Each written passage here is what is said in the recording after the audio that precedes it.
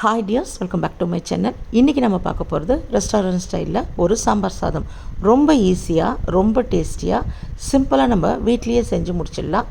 வாங்க எப்படி பண்ணுறதுன்னு பார்ப்போம். சின்ன வெங்காயம் சேர்த்தா ரொம்ப டேஸ்ட்டாக இருக்கும், இல்லைன்னா நார்மல் வெங்காயம் கூட எடுத்துக்கலாம். நான் கேரட்டு, பீன்ஸு, முருங்கைக்காய், கத்திரிக்காய் எடுத்திருக்கேன், ஒரு உருளைக்கிழங்கு எடுத்திருக்கேன். உங்கள்கிட்ட என்ன காய்கறி இருக்கோ அதை நீங்கள் சேர்த்துக்கலாம். பூசணிக்காய் சேர்க்கலாம், பட்டாணி சேர்க்கலாம். உங்கள் காய்கறி சேர்க்குறது உங்களுடைய விருப்பம்தான். நான் முக்கால் அழாக்கு அரிசியும் கால் அழாக்கு பருப்பும் சேர்த்துருக்கேன். நான் டேஸ்ட் நல்லா இருக்கணுன்றதுக்காக சீரக சம்பா ரைஸ் சேர்த்துருக்கேன். நீங்கள் நார்மல் பச்சரிசிலையும் செய்யலாம், இல்லைன்னா சாப்பாடு அரிசிலையும் செய்யலாம். அது உங்கள் சாய்ஸ் தான். 1 கிளாஸ் அரிசிக்கு 3 கிளாஸ் தண்ணி. நம்ம பருப்பும் சேர்த்துருக்கிறதுனால நான் 4.5 கிளாஸ் தண்ணி ஊற்றிருக்கேன். அந்த பக்கம் குக்கரில் அதை வேக வச்சுட்டு இந்த பக்கம் ஒரு பேன் எடுத்துப்போம். நீங்கள் நெய்லியே தாளிக்கிறதுனாலும் ஓகே, ஆனால் நான் எண்ணெய் சேர்த்துருக்கேன்.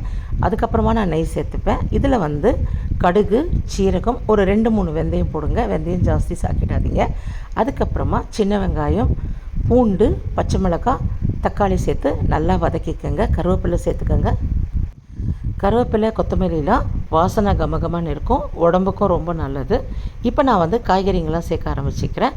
ஃபஸ்ட்டு உருளைக்கிழங்கு, அதுக்கப்புறம் முருங்கைக்காய், கத்திரிக்காய், கேரட்டு, பீன்ஸு எல்லாத்தையும் சேர்த்து நல்லா ஒரு நிமிஷம் வதக்கிக்கலாம். இதை 1 நிமிஷம் போல் வதக்கிட்டு கொஞ்சம் மஞ்சள் தூள் இதில் சேர்த்துக்கோங்க.